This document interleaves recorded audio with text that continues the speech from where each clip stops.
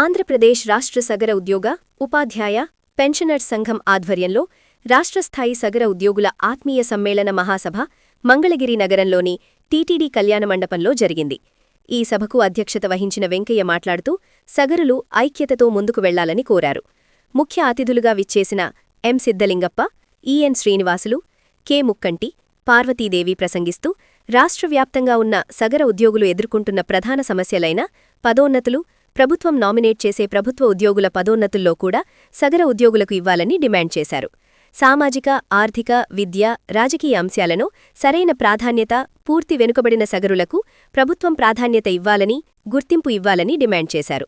ఈ కార్యక్రమంలో రాష్ట్ర నాయకులు వీరన్న, మంగళగిరి సగర సంఘం అధ్యక్షులు పందేటి సాంబశివరావు, కృష్ణమూర్తి, రవీంద్ర, రెడ్డి శ్రీనివాసులు, నంగళం ప్రసాద్, కర్నాటి శివసత్యనారాయణ, వీరరాఘవులు, రాజారావు, సోములు, ఖగ్గా శ్రీనివాసరావు, కల్వకొల్లు గోపిబాబు, కటారి విష్ణుమూర్తి, అచ్చయ్య, ఆంధ్రప్రదేశ్ రాష్ట్ర సగర ఉద్యోగ, ఉపాధ్యాయ, పెన్షనర్స్ సంఘం ప్రతినిధులు తదితరులు పాల్గొన్నారు. రాష్ట్ర స్థాయి సగర, ఉపాధ్యాయ, ఉద్యోగ, పెన్షనర్ల సమావేశం ఏర్పాటు చేయడం జరిగింది. ఈ సమావేశానికి నాంది గత డిసెంబర్ నెలలో ఎమ్మిగనూరు పట్టణంలో రాష్ట్రంలోని ఉపాధ్యాయులు, ఉద్యోగులు, పెన్షనర్లు వారి సమస్యలను కూలంకషంగా చర్చించుకోవడానికి, తర్వాత ప్రభుత్వానికి విన్నవించుకోవడానికి కోసము ఏర్పాటు చేయడం జరిగింది. దానిలో భాగంగా ఈరోజు రాష్ట్ర రాజధాని అమరావతి ప్రాంతంలో కూడా ఇలాంటి సమావేశాన్ని ఏర్పాటు చేసి ప్రభుత్వానికి మా విజ్ఞప్తులు వినిపించాలనే ఉద్దేశంతో ఈ కార్యక్రమం ఏర్పాటు చేయడం జరిగింది. ఈ సగర ఉపాధ్యాయులు, తరువాత ఉద్యోగులు, పెన్షనర్లు అనేక సమస్యలు కొట్టుమిట్టున్నారు. ఎందుకంటే ఈ కులంలో ఎలాంటి రాజకీయ చైతన్యం లేదు, ఎలాంటి మాకు ఒక ఎమ్మెల్యే కానీ, ఒక ఎంపీ కానీ, ఒక మంత్రి కానీ ఎవరు కూడా మా కులంలో లేరు. అట్లాగే ఐఏఎస్, ఐపీఎస్ లాంటి ఉద్యోగులు కూడా చాలా తక్కువగా ఉన్నారు. తర్వాత ఇతర ఉద్యోగాల్లో కూడా మాకు సరైన ప్రాధాన్యత లేకపోతుంది. మేము బీసీ-డీలో ఉండడం వల్ల ఇతర కులాల మాలో అగ్రకులాలైన గొల్ల లేదా తర్వాత ఇతర కులాల వాళ్ళు మాకు అడ్డుపడి మాకు వచ్చే రిజర్వేషన్ కూడా రాకపోవడం జరుగుతోంది. మాలో చాలామంది చాలా రకాలుగా అనేక విద్యాపరంగా, ఆర్థిక పరంగా, సామాజిక పరంగా మేము వెనుకబడి ఉన్నాము. మా కులాన్ని కూడా మా వాళ్ళు చెప్పుకోలేని దీనస్థితిలో ఉన్నారు. కులగణంలో కూడా మా కులం అంటే ఏమిటో తెలియని స్థితిలో ఇతర కులాలని చెప్పి కులగణంలో కూడా మా కులం సంఖ్యను కూడా సరిగా రిప్లికేట్ చేయలేకపోతున్నారు. కాబట్టి ప్రభుత్వం వారు మా కులానికి రాజకీయ చైతన్యం కల్పించి రాజకీయ పోస్టులలో మాకు కొంత శాతాన్ని రిజర్వేషన్ చేసి మాకు ఇప్పించవలసిందిగా కోరుతున్నాం. అట్లాగే ఉద్యోగాల్లోనూ ప్రమోషన్లో కూడా మా వాళ్ళకు చాలా అన్యాయం జరుగుతోంది. చాలా కింది స్థాయి, బడుగు స్థాయిలో ఉన్నాము. మాలో చాలామంది కూడా కేవలం కింద అటెండర్ స్థాయి, టీచర్ల స్థాయి, పోలీస్ కానిస్టేబుల్ల స్థాయి మించి పోలే స్థితిలో ఉన్నారు. కాబట్టి ప్రభుత్వం వారు మా అందరికీ ఉత్సాహం కల్పించి మా వాళ్ళల్లో చదువుకున్న విద్యార్థులు, యువతలో వాళ్ళకు కోచింగ్ లాంటిది, ఫ్రీ కోచింగ్ లాంటిది ఇప్పించి ఇతర ఉద్యోగాల్లో వాళ్ళని సెలెక్ట్ అయ్యే విధానిగా చేయవలసిందిగా కోరుతున్నాం. అట్లాగే మాలో చాలామంది క్రీడాకారులు ఉన్నారు. వాళ్ళకు కూడా సరైన ప్రోత్సాహం లేక వాళ్ళు కూడా వెనకబడిపోతున్నారు. కాబట్టి దయచేసి ప్రభుత్వం వారు ఈ కులం పైన దయచేసి చూపెట్టి ఉద్యోగ పరంగాను, రాజకీయ పరంగాను, ఇతర అనేక పార్టీ పరంగాను మా వారికి సహాయ సహకారాలు అందించాలా. మా కులాన్ని బయటికి తీసుకురావాలా. మేము 6000 సంవత్సరాల శాపగ్రస్తులమై కులాన్ని మా కుల వస్తులు శ్రీరామచంద్రుడు, భగీరథుడు అలాంటి మహానుభావులు ఈ దేశాన్ని ఏలినా ఈరోజు మేము అట్టడుగున స్థాయిన ఉండిపోయాము. మా కుల వృత్తి ఉప్పు చేసుకోవడము, అది కూడా టాటా సాల్టు, ఇతర లాంటి పెద్ద కర్మాగారాల వాళ్ళు దాన్ని ట్రేడ్ని వాళ్ళ హస్తగతం చేసుకోవడం వల్ల కనీసం ఉప్పు చేసుకోవడానికి కూడా మాకు లేకపోయింది. కావున మేము తాపీ పని, మేస్త్రి పని, మట్టి పని చేసుకుంటున్నాం. అందులో మాకు ప్రభుత్వం వారు ఈఎండి లేకుండా నామినేషన్ పద్ధతిలో 20 లక్షల వరకు ఒక్కొక్క పనిని మా వాళ్ళకి కేటాయించాలని ప్రభుత్వానికి కోరుతున్నాము. సగర ఉప్పర ఉపాధ్యాయ ఉద్యోగ పెన్షనర్స్ అసోసియేషన్ మీటింగు పెట్టుకున్నాం. దీంట్లో ఇది స్టేట్ మీటింగు.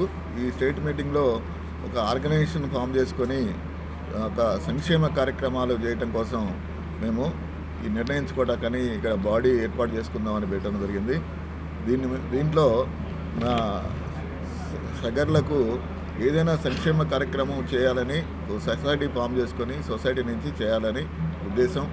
దీనికి ఈ సగర్లు ఉద్యోగస్తులు అందరూ కూడా 50 మంది కూడా దీనికి సహకరిస్తున్నారు.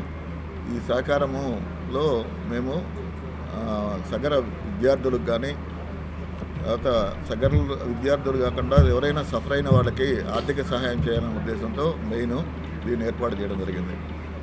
పోతే ప్రభుత్వ పరంగా మేము అడిగేది ఏంటంటే ప్రభుత్వము కూడా మాకు ఈ రాజధాని ఏరియాలో ఏదైనా ఒక స్థలం ఇస్తే ఒక హాస్టల్ లాంటిది విద్యార్థులకు కమ్యూనిటీ హాల్ కట్టి నిర్మించి వాళ్ళకి చదువుకోవడానికి వాటికి మేము ఏదైనా ప్రొవైడ్ చేయాలనే ఉద్దేశంతో ఉన్నాము.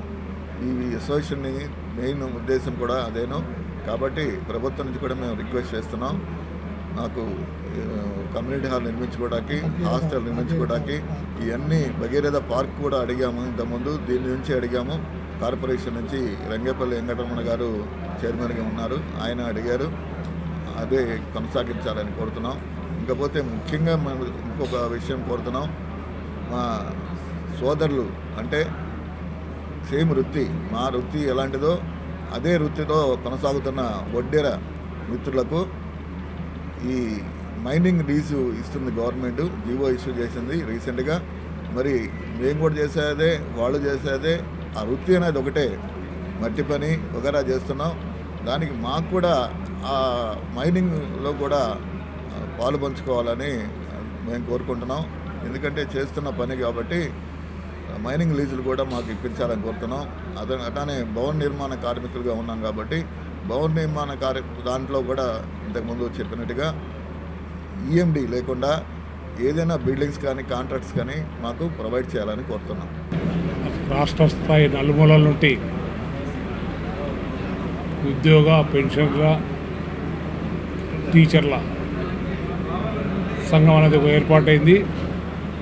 దీన్ని పెద్ద ఎత్తున రాష్ట్ర స్థాయిలో నిర్మాణం చేసుకోవాలనే ఉద్దేశంతో ఒక అడక్ కమిటీని వేసుకొని దాన్ని రాష్ట్ర వ్యాప్తంగా అన్ని విధాలా పనిచేసేటట్టుగా సమావేశం జరిగింది. ఇందులో ముఖ్యంగా మా పెద్దలు చెప్పినట్టు మాకు గతంలో ఇచ్చారు ఈఎండి కొన్ని పనులకు అప్పట్లోనే 5 లక్షల లోపు ఉన్నాయని ఈఎండి అనేది లేకుండా మినాయించుకొని ఇచ్చేదిగా. మరి అదే ఇప్పుడు 25 లక్షల దాకా ఈఎండికి మినహాయింపు ఇస్తూ, అలాగే ఉప్పర వడ్డెర అంతా ఒకే ఇది. మామూలుగా తెలుసు వాళ్ళు కూడా సోదరులు ఇదని, ఎక్కడో తేడా వచ్చి వాళ్ళు వేరు మేము వేరు అనేది ఉంది. కాకపోతే వారికి ఇచ్చిన ఇదిలోనే అదే విధంలో మమ్మల్ని కూడా కలిపి సగర అనే వాళ్ళు కూడా కలిపి వాళ్ళకి ఏ రకంగా ఇస్తున్నారో దాన్ని మా కులానికి కూడా వర్తింపజేయాలని ప్రభుత్వాన్ని మరీ కోరుకుంటూ మేము రిప్రజెంటేషన్ సీఎం గారికి మిగతా బీసీ మినిస్టర్ వీళ్ళకి అందజేయాలని నిర్ణయించుకోవడం జరిగింది. నా పేరు ప్రొఫెసర్ ముక్కండి. నేను జేఎన్టీ హైదరాబాద్లో రిటైర్డ్ ప్రొఫెసర్గా చేశాను, రిటైర్డ్ డైరెక్టర్గా చేశాను. నా విన్నపం ఏంటంటే చాలామంది సగర విద్యార్థులకు చాలామందికి అన్యాయం జరుగుతుంది. బీసీడీలో ధనవంతులు బలవంతులు వాళ్ళ గ్రూప్లో మమ్మల్ని చేర్చేసేసి మా పిల్లలకందరికీ చాలా అన్యాయం జరుగుతుంది. అటువంటి వాళ్ళకి ప్రోత్సాహం కలిగించాలంటే మాకు కనీసం బీసీ ఏలోనూ మాకు చోటు కల్పించండి. అందువల్ల గవర్నమెంట్, ఇప్పుడున్న తెలుగుదేశం గవర్నమెంట్ వీళ్ళు మాకు ఆ అవకాశం ఇస్తారని చెప్పేసి, అందువల్ల ఈ పిల్లలందరినీ కొంచెం ఎంకరేజ్ చేసేస్తారని. అందులో ఇంకోటి ఏంటంటే ఇప్పుడు అమరావతి కొత్త కడుతున్నారు కాబట్టి చదువుకునే వాళ్ళందరికీ హాస్టల్, సగర హాస్టల్ లాంటి దానికి అవకాశం ఒకటి కల్పించాలి. ఇప్పుడు నామినేటెడ్ పోస్టుల్లో ఈ వైస్ ఛాన్సలర్ పోస్టులు కానీ ఇటువంటి వాటిలో పెద్ద పెద్ద నామినేటెడ్ పోస్టుల్లో కూడా మా వాళ్ళని ఎవరిని మెరిట్ ఉన్న మెరిట్ ఉన్న వాళ్ళ ఎంప్లాయీస్ని కన్సిడర్ చేయట్లేదు. అందువల్ల గవర్నమెంట్ మేము రిక్వెస్ట్ చేసుకునేది ఏంటంటే వాళ్ళకు మాకు అవకాశం ఇస్తారని, కమ్యూనిటీని డెవలప్ చేస్తారని చెప్పి ఈ అట్టడుగున ఉన్నటువంటి ఈ బీసీ ఈ సగర కమ్యూనిటీని కాస్త కొంచెం అప్లిఫ్ట్కి ఈ గవర్నమెంట్ కాస్త ఎంకరేజ్ చేస్తుందని నా విన్నపము, నా ఉద్దేశం. ఇది నమస్కారం. సగర సామాజిక వర్గం రాజకీయంగా, సామాజికంగా, ఉద్యోగపరంగా ఎదగాలంటే తప్పనిసరిగా ప్రభుత్వం యొక్క సహాయ సహకారాలు చేయూత మాకు అందించాలని నేను కోరుకుంటున్నాను. అనేక రకాలుగా వ్యాపించి రాష్ట్రమంతా ఒక పటిష్టమైన ఒక సంఘం, పటిష్టమైన సంఘానికి పునాది కావాలా. ఈరోజు నేను తలుపు దగ్గరే చూస్తున్నా, ఎంచుకుంటున్నా. ఇంకొక 10 మంది వస్తే బాగుండు, 100 మంది అని చెప్పుకోవడానికని 90 మంది వచ్చారు. సో ఒక్కొక్కరు 100 మందికి సమానం. ఎందుకంటే మీ అందరూ కూడా బాగా విజ్ఞానవంతులు, చదువుకున్నవారు కాబట్టి ఒక్కొక్కరికి 100 మందితో సమానము. సో మీ అందరూ కూడా రాష్ట్ర వ్యాప్త ప్రతినిధులుగా మీరు డయాస్ పైకి రండి. ప్రసాద్ గారు, డాక్టర్లు కూడా ఉన్నారు, వాళ్ళు కూడా మేధావులే, ప్రభుత్వ డాక్టర్లు. వాళ్ళని, తర్వాత లాయర్లని, తర్వాత సమాజంలో అనేక సేవా కార్యక్రమాలు, తర్వాత ప్రభుత్వ పరంగా అనేక రకమైన పదవుల్లో ఉన్న వాళ్ళని కూడా ఇందులో చేర్చుకొని ఈ సంఘాన్ని ప్రతిష్టపరిచి రాష్ట్ర సంఘానికి ధీటుగా, మేటుగా ఇది నిలబడాలని ఆశిస్తున్నాం. ఎందుకంటే మీ అందరికీ తెలుసు, ఇప్పుడు మన రాష్ట్రంలో ఎన్ని సంఘాలు ఉన్నాయంటే ఎవరు చెప్పలేరు. ఎన్ని ఉన్నాయో జిల్లాకు 1 ఉండొచ్చు, 2 రాష్ట్ర స్థాయి సంఘాలు ఉన్నాయి. సో ఈ విధంగా అనేక రకాలుగా విడిపోయి అనైక్యతతో మనం కొట్టు పెట్టాడుతున్నాం. ఐక్యత అనేది సగరులో ఏమాత్రము కనపడడం లేదు.